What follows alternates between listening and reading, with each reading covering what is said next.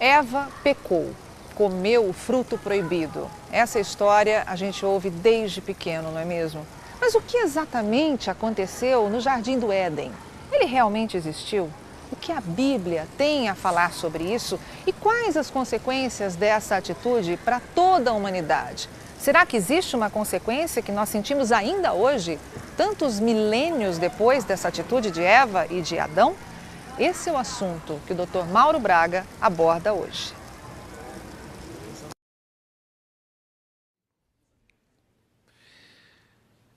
Havia um canoeiro, um barqueiro, ele passava a vida dele atravessando as pessoas para o outro lado do rio. Então as pessoas iam, davam uma moedinha para ele ali e ele fazia a travessia. Numa determinada tarde, estavam ali 2 professores aguardando para atravessar. Entraram na canoa e o homem simples, aquele canoeiro, começou a remar. E ali pelo meio do rio, um dos professores olhou para o canoeiro e disse assim: "O senhor estudou geografia?" E aquele canoeiro simples olhou para trás assim, sem entender bem, e falou: "Não." Falou: "Então você perdeu metade da sua vida, porque você trabalha aqui transportando as pessoas através do rio e você não estudou a geografia da região? Isso até é uma irresponsabilidade. Você perdeu metade da sua vida por não ter estudado geografia." E o canoeiro simples, não entendendo bem aquela conversa ali, continuou remando, e o outro professor disse assim: "E você estuda aí o clima, a temperatura? Você estuda essas coisas?" Ele, não entendendo nada, disse: "Eu não."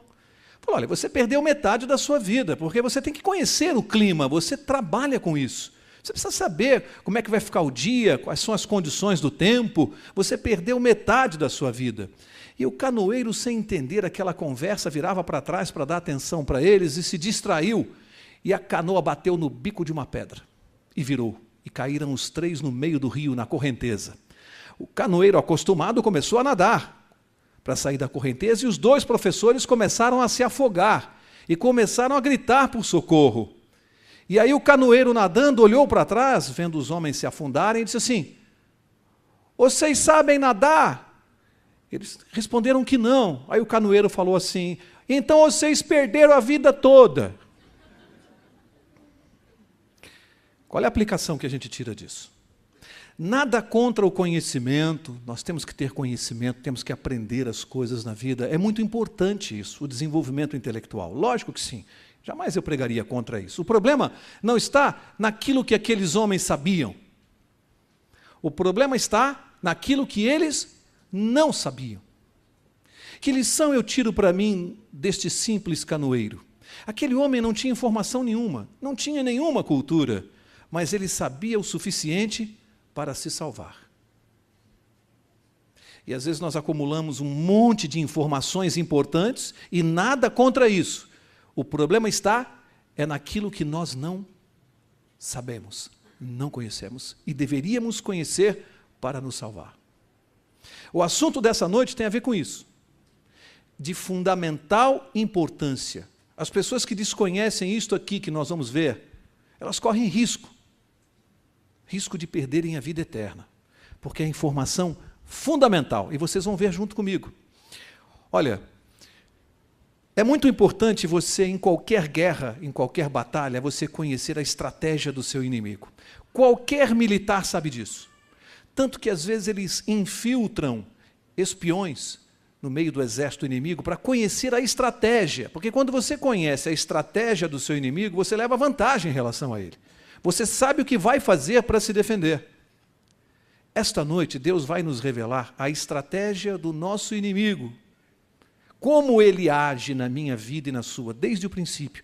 É importante saber como o nosso inimigo age, qual é a estratégia que ele utiliza. Se você souber isso, você leva vantagem. Vamos ver, pela palavra de Deus, esta noite, qual é a estratégia do inimigo. A semana passada, nós concluímos aqui, deixando claro para vocês que há um conflito eterno, que começou lá no céu, que a gente chama de conflito dos séculos. Estudamos aqui o conflito entre o bem e o mal. Os 2 poderes que influenciam o mundo e nos influenciam. Nós somos influenciados pelo bem ou pelo mal. Não há uma terceira força. Só recebo influência desses 2 poderes. É um conflito que vai ser decidido, você sabe pelo quê? o que vai decidir este conflito entre o bem e o mal? O nosso livre arbítrio. A nossa escolha, a decisão é para a minha vida, é para a sua vida. É você quem decide quem ganha na sua vida essa batalha. Sou eu quem decido quem ganha a batalha na minha vida. É o bem ou o mal? Depende da minha escolha. Esse conflito é dentro de mim, é dentro de você. Há uma disputa, dois poderes estão te disputando. Deus e o diabo. Os dois estão te disputando. Os dois te querem. E você escolhe. Então vamos ver qual a estratégia pela qual o inimigo age, como ele age na sua vida. Abre lá, Gênesis capítulo 2. Gênesis capítulo 2. Nós terminamos o estudo aqui da quarta passada, mostrando, primeiro, o mistério, que foi o fato do mal ter tido origem no céu. Foi lá que ele se originou, e ele se originou da escolha consciente de um anjo. Uma escolha consciente. Começou lá no céu. E esse conflito se estendeu aqui para a terra. Lembram-se? Ele foi expulso do céu aqui para a terra. E aí a coisa veio para cá. Ele trouxe o problema junto com ele para cá. E agora nós vamos ver a segunda parte desse estudo, é o conflito aqui. A primeira parte nós vimos, o conflito lá no céu. Agora vamos ver aqui na terra como é que isso aconteceu. E como é que nós entramos de gaiatos no navio. Já conheceu essa expressão? Vamos ver como é que nós entramos nisso aqui. Como é que isso aconteceu? Vamos ver o que aconteceu? Gênesis capítulo 2. Eu vou ler primeiramente o verso 16. E diz assim: ordenou o Senhor Deus ao homem, dizendo: de toda a árvore do jardim comerás livremente, mas da árvore do conhecimento do bem e do mal, dela não comerás, pois no dia em que dela comeres, o que diz a sua Bíblia? Certamente morrerás. Deus expulsou o anjo do céu, e lá no céu ele chamava-se Lúcifer, que quer dizer portador de luz.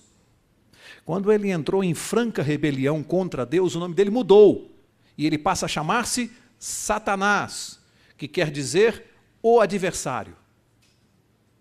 Quando Deus o expulsou do céu, uma pessoa me perguntou aqui a saída na quarta passada, mas espera aí, Mauro, ele é expulso do céu, então ele vem para aqui, faz o que ele quer, manda aqui, ele é um anjo poderoso, você ensinou que ele é mais poderoso do que nós, então ele chega aqui, ele me domina, faz tudo e Deus não faz nada. É assim que funciona? Não é assim que funciona, porque faltava a segunda parte. Por isso eu disse, não perca, para você entender como foi isso. Ele foi expulso do céu, ok, esta é a primeira parte. Mas o fato dele ter sido lançado na terra não significava que Deus deu a ele poder sobre este planeta. Não. Ele foi expulso para cá. Mas Deus estabeleceu 3 limitações para ele aqui. Prestem atenção, porque isso é de fundamental importância. 3 limitações para este anjo. Primeira, uma limitação de tempo. O que significa isso? Ele foi expulso para cá, para desenvolver as suas ideias, mas não durante todo o tempo que ele quer, não por toda a eternidade, não para sempre, por um tempo, por alguns séculos, por alguns milênios, porque Deus está fora do tempo. Essa medida para Deus não existe de tempo, ele é eterno. Isso é uma contagem humana. O tempo é uma contagem humana. É como se fosse uma redoma de vidro que nós, seres humanos, estamos dentro dela, limitados pelo tempo. Deus está fora. Deus não tem limitação de tempo. Então a gente diz assim, mas poxa, milênios para essa experiência, mas para Deus isso não quer dizer nada, isso é um piscar de olhos. Para nós esse tempo conta. Deus estabeleceu uma limitação de tempo, não por todo o tempo, por algum tempo, que segundo as profecias bíblicas, esse tempo está no fim. Limitação de tempo. A segunda limitação que Deus estabeleceu, de espaço, não em qualquer lugar do universo, somente na terra. Ele foi expulso para a terra. Ele não pode agir, não tinha autonomia para agir em qualquer outro lugar do universo a não ser na terra. Segunda limitação, de espaço, a terra. terceira limitação que Deus estabeleceu, e esta é fundamental: limitação de território. Não em qualquer lugar da terra, apenas na árvore. Apenas nesta árvore que Deus disse ao casal. Deus contou toda a história para Adão e Eva. Olha, um anjo se rebelou lá no céu, ele atacou o meu caráter, ele me acusou de um monte de coisas, e ele vai ter que provar isso que ele está dizendo. Só que é o seguinte, ele está limitado àquela árvore, esta árvore que nós lemos aqui. Olha, vocês podem comer de todos os frutos aqui do jardim do Éden, exceto da árvore do conhecimento do bem e do mal, na qual ele está. Não se aproximem da árvore, nem toquem no fruto, porque se vocês me desobedecerem, ele terá poder sobre vocês. Deus aconselhou, advertiu, chamou a atenção do casal. Não era uma coisa que eles não sabiam. Não, eles tinham plena consciência de que o diabo estava na árvore. E o conselho é: não cheguem perto, nem se aproximem. Por que vocês precisam ir exatamente na proibida? E a Bíblia diz que esta árvore estava no centro do jardim. Era a maior. Alguém poderia dizer: peraí, Mauro, mas a proibição estaria logo na maior árvore, na mais bonita, na que está no centro do jardim? Deus está certo ou errado? Imagine se ele colocasse a proibição numa arvorezinha escondida, lá no fundo do jardim. E nós, seres humanos, iríamos assim: ah, eu comi do fruto distraído, eu não sabia, eu confundi as árvores. Deus disse: não, não dá para confundir não. É aquela mesmo, a do centro, a maior, a mais bonita, exatamente para você não se confundir. É para chamar a sua atenção. Eu te amo tanto que eu não quero que você se confunda. É a maior mesmo. Percebem como Deus age? Deus estabeleceu um teste de fidelidade. Vamos recapitular? O que aconteceu no céu? O caráter de Deus foi acusado. Deus, depois de criar os anjos, tinha planos de criar o homem. E Deus não vai interromper os seus planos por causa de um anjo rebelde. Deus prosseguiu com o seu plano. Criou o homem e a mulher. Os advertiu de tudo o que aconteceu no céu e disse assim: só que eu não posso eternizar uma raça de seres desobedientes. Para que vocês tenham vida eterna, é necessário que nós façamos aqui um teste de fidelidade. Eu vou colocar uma tarefa simples, muito simples, para testar a fidelidade de vocês, para ver se vocês são dignos de confiança para terem vida eterna. E é simples, olha, vocês têm de tudo aqui. Só não toquem naquela árvore, no fruto daquela árvore, exatamente aquela em que ele está. É uma prova de fidelidade a mim. Vamos ver o que aconteceu? O teste era simples demais. Vamos ver o que aconteceu? Gênesis capítulo 3, agora vou ler o verso 1. Ora, a serpente era o mais astuto de todos os animais do campo que o Senhor Deus tinha feito. Para aqui um pouquinho. Aqui entra em cena a serpente. Nós conhecemos a identidade dela, porque na aula passada eu li lá em Apocalipse capítulo 12, dos versos 7 ao 9, eu li a serpente que se chama Diabo e Satanás. Portanto, aqui não é interpretação. A Bíblia diz para mim e para você quem é essa serpente aqui que aparece. Diabo, Satanás. Nós vimos que Deus estabeleceu uma prova de fidelidade e deu a consequência da desobediência. Se vocês me desobedecerem, qual era a penalidade? A morte. Por quê? Porque o pecado gera morte. Da mesma maneira que se você tiver no seu corpo o vírus da AIDS, você vai morrer. Não porque Deus seja mau, porque é consequência do vírus. E a consequência do pecado é a morte. E Deus advertiu, olha, a consequência é muito grave, é a morte. Não desobedeçam. Aí aparece uma serpente. Eva resolveu passear no jardim. Ela está vendo a árvore ali. Saiu de manhã, se afastou do marido, começou a andar, e ela olhava para as outras árvores e o olho dela estava naquela. Por que será que eu não posso ir lá, hein? O que será que deve ter naquela árvore? Aí ela passeava e estava cada vez mais perto da árvore. E ela olhava de rabo de olho para a árvore. O que será que Deus colocou ali que eu não posso ver, hein? Foi assim mesmo. E foi chegando perto, e foi chegando perto. E quando ela viu, ela estava de frente para a árvore. Aí, aquela coisa, mas o diabo, como é que será que é o diabo, hein? Ela está esperando o diabo e, de repente, ela não vê o diabo. Ela vê uma serpente colorida. E a serpente começa a conversar com ela. Vocês acham que ela suspeitou que era o diabo? É lógico que não. Ela estava esperando o diabo. E ela vê uma serpente falando. E o que a serpente disse para ela, hein? Vamos ler o resto do verso 1. Esta disse à mulher: é assim que Deus disse? Não comereis de toda a árvore do jardim? Vocês prestaram atenção? Prestaram bem atenção? Eu disse que nós estamos estudando a estratégia do diabo. Vamos examinar isso aqui. Primeiro contato do diabo com o ser humano está revelado aqui, ó. Primeiro contato do diabo com o ser humano está aqui. A serpente, o diabo estava incorporado nela. Chamou a Eva para conversar. Eva deu conversa, se aproximou e começou a conversar com a serpente. A serpente disse assim: é assim que Deus disse? Vocês não podem comer de todas as árvores do jardim? Foi isso que Deus havia dito? Foi isso que Deus havia dito? Deus disse exatamente o contrário. Vocês podem comer de todas as árvores do jardim, exceto daquela. Quando o diabo se aproximou da Eva, ele distorceu o que Deus disse. Ele disse parecido, ele disse próximo, mas era completamente diferente. Disse assim: foi isso que Deus falou para vocês? Proibiu de comer de todas as árvores do jardim? Primeira coisa que você e eu temos que aprender aqui. No primeiro contato do diabo com o ser humano, ele falou de quem? Falou de quem? De Deus.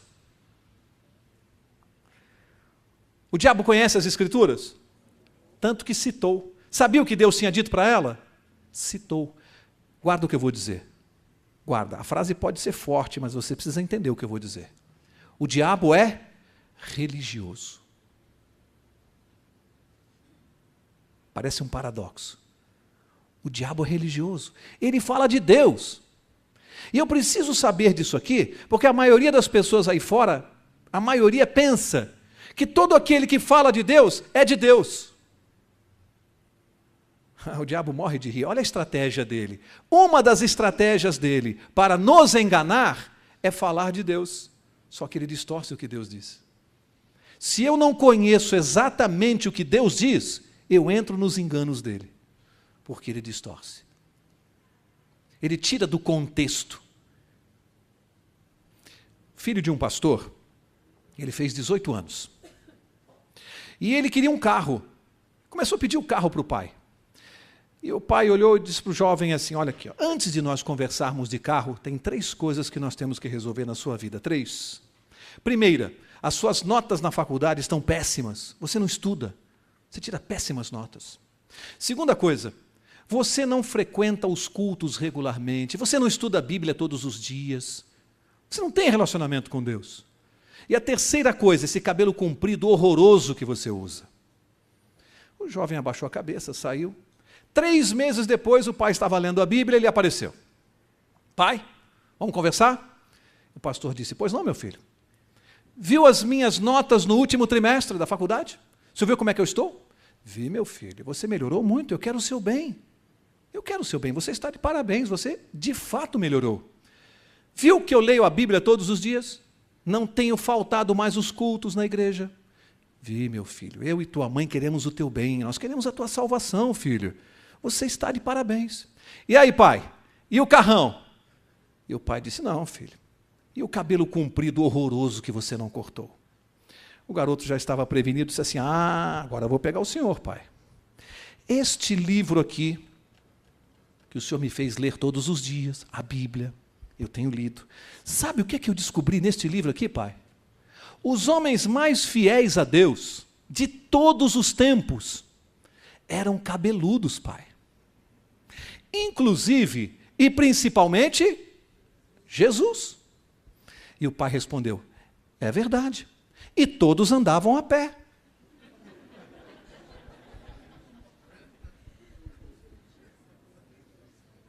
Se você tirar do contexto, você faz o que você quiser se você tirar do contexto. O contexto era outro.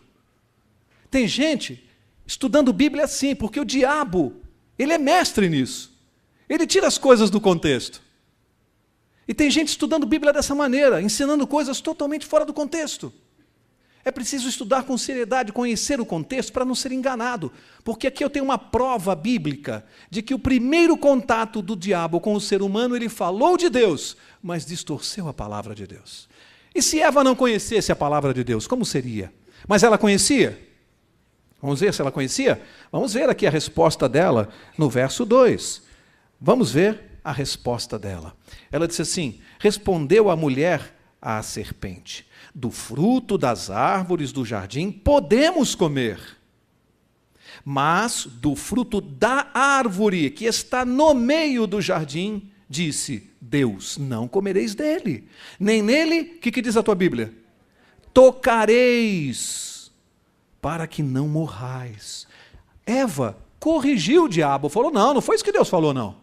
Não foi isso não, ele falou que nós podemos comer de todas as árvores, só não daquela, dessa aqui onde você está. E nem podemos tocar no fruto. Mas é interessante que ela continua conversando com a serpente e ainda não desconfia que é o diabo. Qual é a lição? Qual é a outra lição que eu aprendo, além das que nós já vimos? Mais uma lição. O diabo nunca se apresenta como ele é. As pessoas ingênuas ficam imaginando um diabo de chifre, capa preta ou vermelha, ou seja lá o quê, de chifre. Ficam esperando assim. Acho que o diabo é assim. Só que a Bíblia falou, nós vimos na aula passada, a Bíblia diz que ele era perfeito em sabedoria e em beleza. O diabo é bonito, gente. Ele é agradável, ele é simpático. Não tem nada de feio nele, não. Por isso que ele engana, por isso que ele seduz. Ele não se apresenta como ele é. Isso aqui é apenas uma historinha, tá? Que eu vi outro dia aí, engraçada, da qual nós vamos tirar uma aplicação espiritual. Mas não estou ensinando doutrina no que eu vou contar para vocês aqui. É só uma história. Diz que um senador estava andando na rua e ele foi atropelado por um ônibus e morreu. Chegou lá no paraíso, foi recebido por São Pedro. Chegou no paraíso, São Pedro, ele queria entrar e São Pedro disse assim, olha, faz tempo que nós não vemos um político aqui no céu. Mas você sabe, tem uma regra aqui. O senhor tem aqui que passar um dia no inferno e outro no céu, e só depois que o senhor vai escolher onde o senhor quer passar a eternidade. Aí o senador disse assim, não preciso nem escolher não, eu prefiro passar aqui no paraíso mesmo. Aí o São Pedro disse assim, não, mas nós temos regras, tem que ser respeitadas. Então o senhor, por favor, o senhor pode pegar o elevador, descer, o senhor vai passar um dia lá no inferno e amanhã o senhor passa aqui no céu. Apertou o botão, ele entrou no elevador e começou a descer, chegou lá no inferno, abriu a porta, um belo campo de golfe. E ele foi caminhando, viu os homens de ternos, bem vestidos, e começou a reconhecer os amigos dele, políticos, senadores, todos aqui da terra. Começou a conversar, a lembrar dos tempos que eles tomavam o dinheiro do povo para enriquecer, e começaram a comer caviar, tomar champanhe no céu. Aí o diabo estava por lá também, simpático, contando histórias, alegre, e eles passaram um dia ali contando, rememorando todo o passado, as coisas que fizeram. Ele achou demais, e aí terminou, tinha que subir. Tomou o elevador, subiu, chegou no paraíso. São Pedro recebeu, ele foi lá e viu os anjos, as pessoas calmas, conversando, uma paz, e passou o dia lá. Chegou no final do dia, ele achou monótono. São Pedro se aproximou e disse assim, bom, o senhor já pode então escolher onde o senhor quer passar a eternidade. Ele disse, olha, eu tive uma surpresa, sabe? Aqui o paraíso é muito legal, eu até que gostei, mas lá eu tenho os meus amigos, eu tenho companhia, aqui eu não vou ter ninguém para conversar, então eu prefiro ficar lá no inferno. São Pedro disse, tá bom, então você pode tomar o elevador e desce. Tomou o elevador, desceu. Quando abriu a porta, ele viu um terreno baldio, todo sujo, sacos de lixo, os amigos dele, todos sujos, maltrapilhos, sofrendo, com doenças, sem comer. E aí o diabo já o abordou logo na saída da porta do elevador, pôs a mão no ombro dele, começou a conversar, e ele começou a gaguejar. E o diabo disse, seja bem-vindo. Aí ele disse assim, não, peraí, calma, eu não estou entendendo, eu estive aqui ontem, campo de golfe bonito, os meus amigos de terno, comi caviar, cantamos, brincamos, e agora isso aqui? Aí o diabo disse assim, ontem nós estávamos em campanha, hoje já conseguimos o seu voto.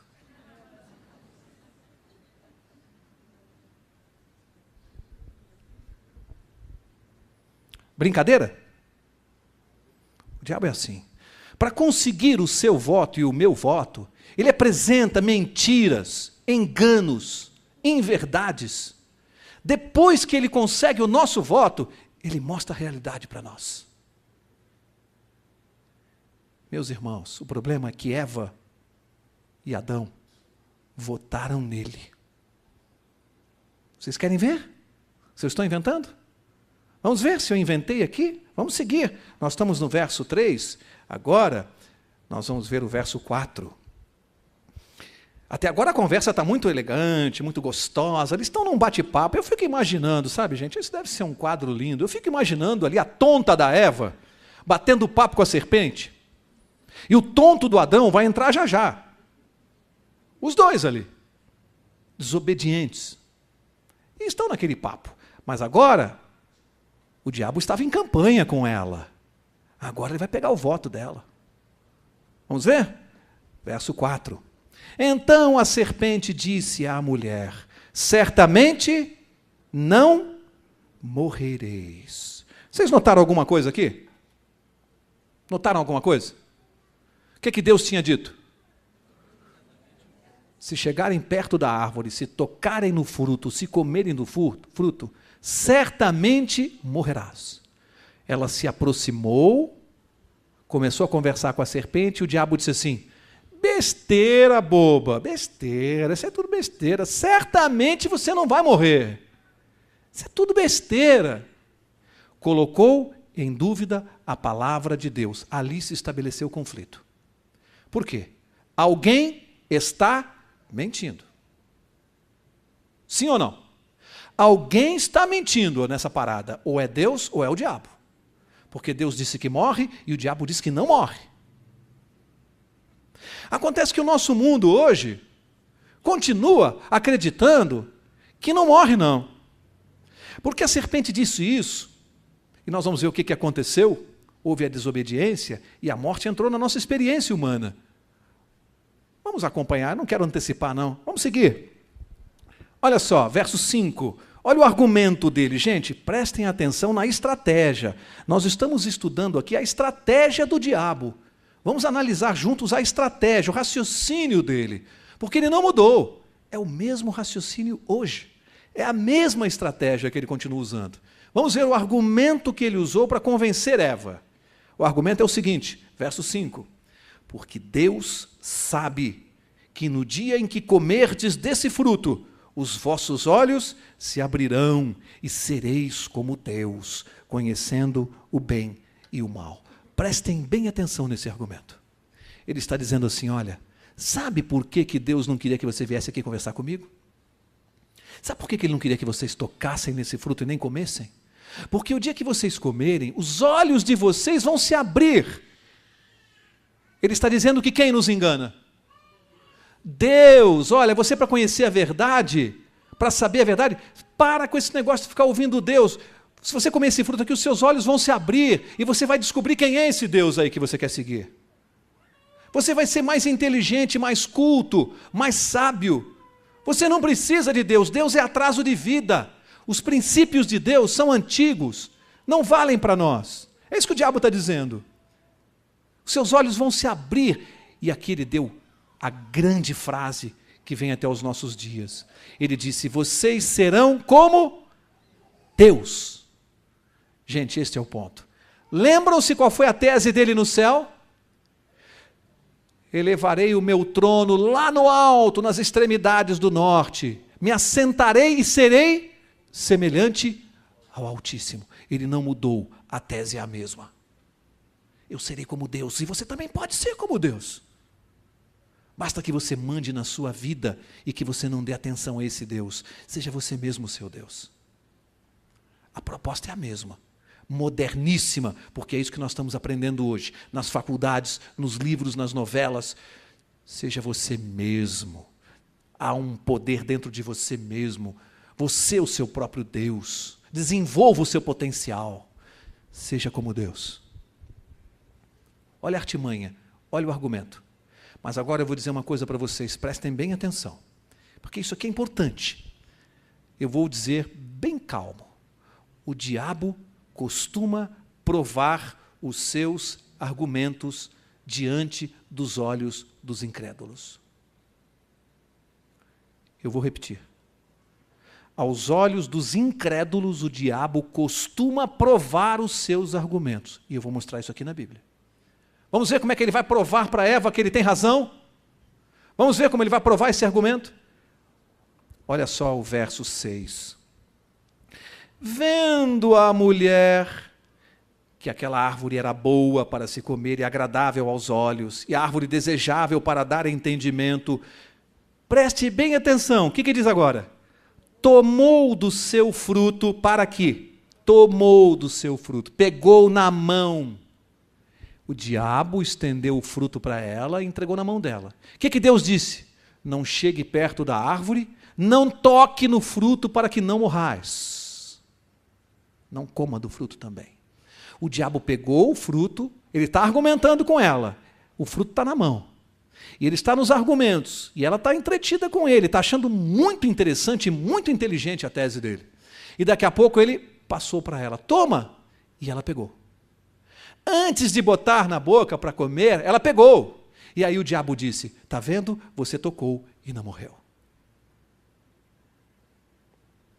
O argumento era forte demais, porque ela olhou e disse, realmente, eu estou viva, eu não morri.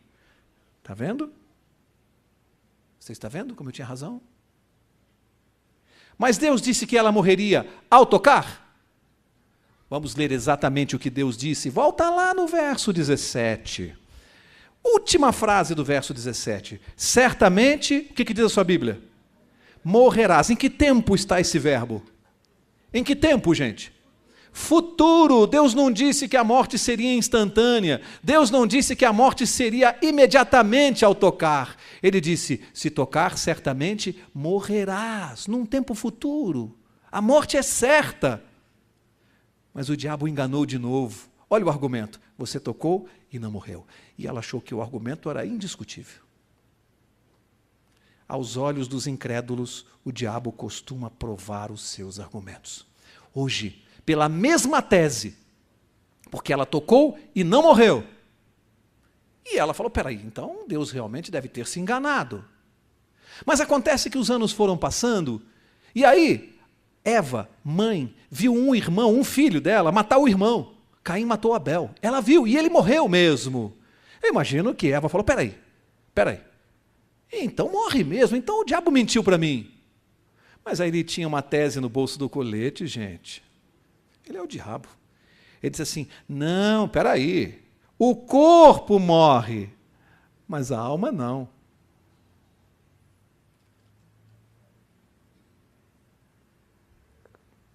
Dava para Eva saber se a alma morre ou não? Ela tinha condições de saber? Ele trabalhou com o desconhecido, com algo que ela não conhece, que é mistério para ela. E ele disse, a alma não morre. O mundo quase que inteiro hoje acredita nisto. Há um autor para esta tese, não é Deus. Quem disse que a alma não morre não foi Deus, foi o diabo. E eu disse que ele prova a sua tese aos olhos dos incrédulos. E o incrédulo que acredita nele vai a um lugar aí e quer falar com alguém que já morreu. Um pai, um irmão, uma mãe, por saudade. Vai lá, porque quer conversar. E o diabo tem que provar a sua tese.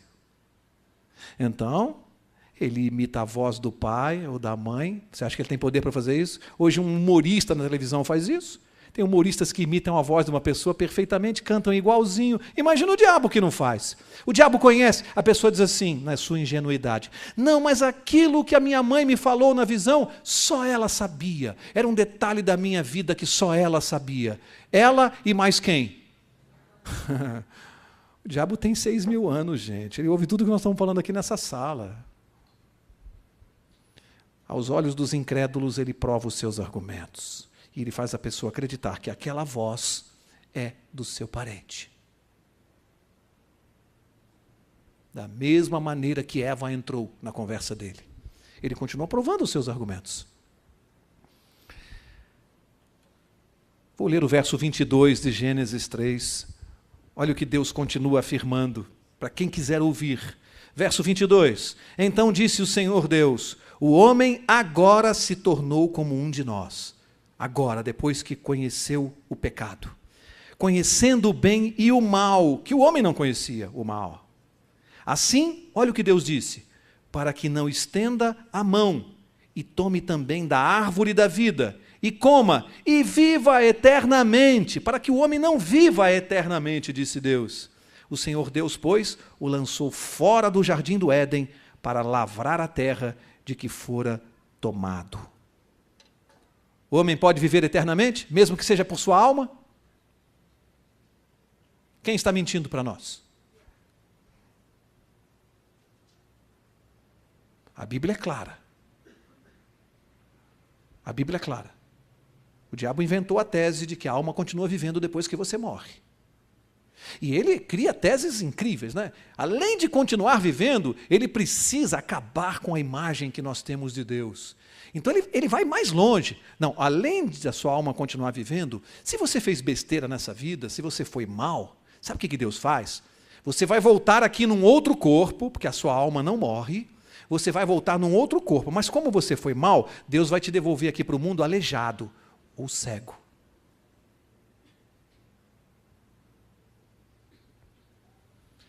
E bilhões de pessoas acreditam nisto.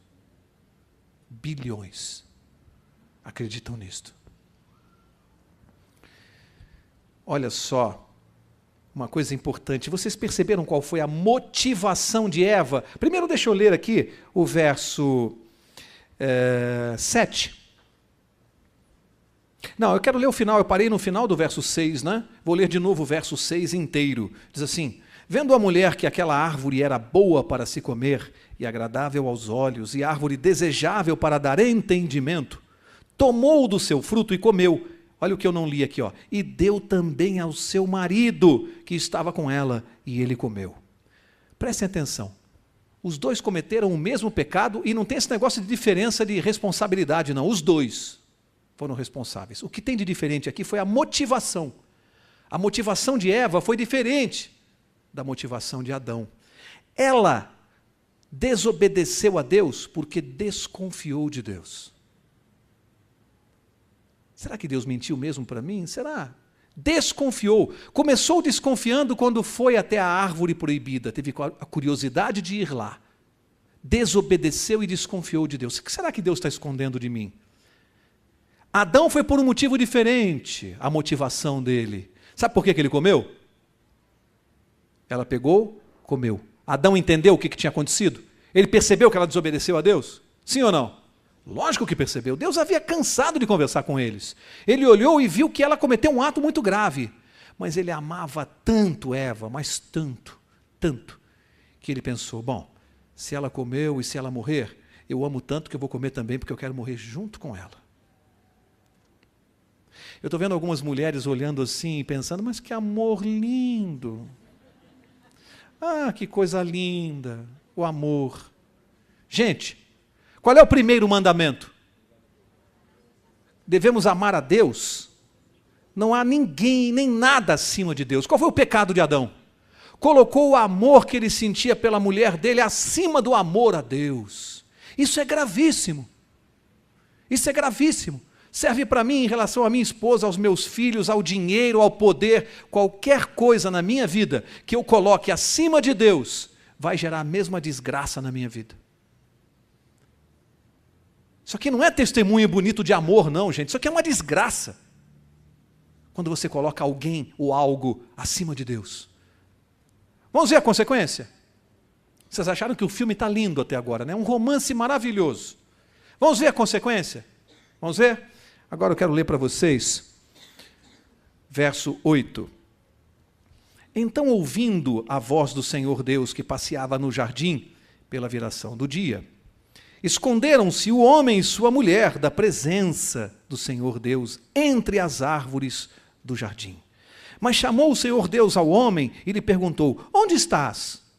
Ele respondeu, ouvi a tua voz no jardim e tive, o que diz a sua Bíblia? Medo. Para aqui. Primeiro, vamos tirar algumas aplicações que eu não posso deixar de mencionar. Primeira, os dois cometeram um erro grave. E a Bíblia diz que a primeira coisa que eles fizeram, se esconderam no jardim do Éden quando Deus apareceu. Se esconderam atrás das árvores. E será que hoje tem gente se escondendo atrás de árvores? Vocês querem ver algumas árvores modernas? Cultura, Tem gente se escondendo de Deus atrás da cultura, racionalizando a mensagem. Tem gente se escondendo de Deus atrás do dinheiro. Tem gente se escondendo atrás da fama. São as árvores que o ser humano continua se escondendo de Deus. Mas Deus aparece, gente, prestem bem atenção nisso. Ele aparece lá no Jardim do Éden, e ao invés de você ver um Deus que se aproxima e diz assim: Adão e Eva, cadê vocês dois? Vem aqui que eu quero conversar com vocês. É isso que a Bíblia diz? A Bíblia diz assim: Adão e Eva, cadê vocês? Onde vocês estão? E os dois escondidos atrás da árvore. Deus sabia onde eles estavam? Sim ou não? Por que perguntou? Meu filho, Paulinho, quando ele era pequenininho, ele era gordinho. Devia ter 1 ano ou 2, eu não me lembro, a Margarete lembra melhor do que eu. E ele tinha um costume. Quando eu colocava a chave na porta de casa para entrar e ele ouvia o barulho, ele tinha mania de correr para se esconder de mim. E tinha um sofá na sala que ficava muito próximo da parede, e para se esconder de mim, ele ia por trás do sofá para entrar atrás para eu não ver. Como ele era gordinho, a cabeça passava e o corpo não passava e ele ficava entalado. A cabeça atrás do sofá e o bumbum e as pernas para fora. Só que ele achava que estava escondido. Eu entrava, via as perninhas dele para fora do sofá assim, e eu falava assim: cadê o nenê do papai? E ele ficava quieto. Cadê o nenê do papai? Olha a lição que eu tomo. Deus estava vendo ali Adão e Eva, mas ele é tão apaixonado pelos filhos, que ao invés de brigar, ele está assim: cadê o nenê do papai? Olha o amor, olha o carinho de Deus, com um casal que acabou de desobedecê-lo. Está lá um Deus carinhoso. Primeira lição: cadê o nenê do papai? Será que quando você comete um erro na sua vida, você fica com medo e se esconde atrás das árvores? Ou será que você conhece esse Deus aqui que está dizendo assim para você: cadê o nenê do papai? Vem ficar comigo. Como é que você vê Deus? Segunda lição. Sabe o que a Bíblia nos mostra? Deus tomando a iniciativa de nos procurar. Não sou eu no desespero que procuro a Deus. É Ele que vive me procurando. É Ele que vive atrás de mim, alucinado, apaixonado por mim. Foi Ele que veio a esse mundo aqui, pisou aqui, porque Ele é alucinado por mim. Ele é tão apaixonado que Ele não se conteve no céu. E chegou uma hora que Ele morreu de saudade e Ele falou: eu vou lá. Eu não aguento mais aqui. Ele é alucinado por nós. Ele é apaixonado por nós. Mas o casal disse: eu tive medo. Por quê? Por que o casal teve medo? Pensa um pouquinho só, junto comigo. Quem colocou medo no casal? Eu só encontro uma resposta. Depois que Eva comeu e deu para Adão, eu estou ouvindo esse diálogo aqui, lá no Jardim do Éden. Ah, agora vocês vão ver o Deus de vocês. Agora vocês vão ver. Agora vocês vão conhecer. Eu não falei lá no céu. Agora vocês vão ver. Vocês vão ser castigados. Você vai voltar aqui numa outra vida aleijado, cego. Você vai ver. Deus tem uma lei severa, você não pode desrespeitar. E quando Deus apareceu, como vinha todos os dias, como eles estavam acostumados a sentar no colo de Deus. Mas naquela tarde, quando Deus apareceu, eles estavam apavorados. Será que Ele continua apavorando as pessoas no mundo? Será que Ele continua apavorando as pessoas? Continua colocando medo em você e fazendo você acreditar que tudo que te acontece de ruim na vida é porque você faz coisa errada. E Deus te castiga. Eles tiveram medo de um Deus que diz assim: cadê o nenê do papai? Dá para ter medo desse Deus? Dá para ter medo de um Deus que vem aqui e coloca lá as suas mãos para cravar os pregos por você? Dá para ter medo dele? Mas o diabo consegue colocar medo. O diabo faz isso com muito talento. E o pior é que as pessoas, por desconhecerem a palavra de Deus, não conhecem o Deus da palavra. E tem medo dele. No tempo de Herodes, rei da Judéia, havia lá um escriba chamado Nicolau. E o Nicolau era uma pessoa interessante porque ele era um homem correto, justo, temente a Deus, vivia em oração, mas ele tinha uma coisa na vida dele. Ele se achava um nada, um zero à esquerda.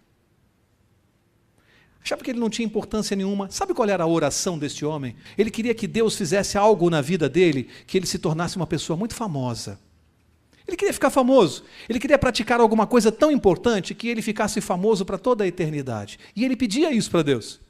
Orava todos os dias, pedia: Senhor, faz um milagre na minha vida. Faça com que eu produza algum fato, alguma coisa, que eu fique famoso, eu entre para a história. Ele continuava orando até que uma noite a esposa Sara estava dormindo e ele ficou na janela orando. E de repente Sara ouviu ele conversando lá com uma pessoa, acordou e foi até: o que é? Quem estava falando com você aí na janela? Ele falou: não, apareceu aí um casal, um carpinteiro lá da Galileia.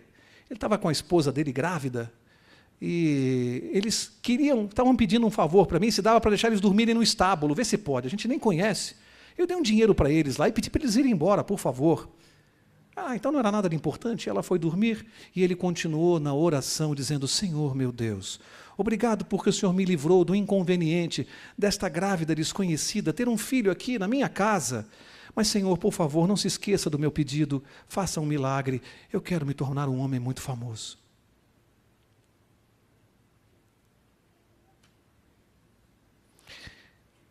Não se deve deixar passar a oportunidade. Ela pode não voltar. Esta noite você teve uma oportunidade. Às vezes você está clamando a Deus: Senhor, aparece para mim, se mostra para mim, revela a tua verdade, diz o que o Senhor quer na minha vida. E você continua orando e às vezes Deus desfilando a verdade diante dos teus olhos e você deixando a oportunidade passar. Que Deus te abençoe. Que você compreenda que a cada noite que nós estamos aqui, Deus está falando conosco. A cada noite uma nova oportunidade. Que você não deixe passar.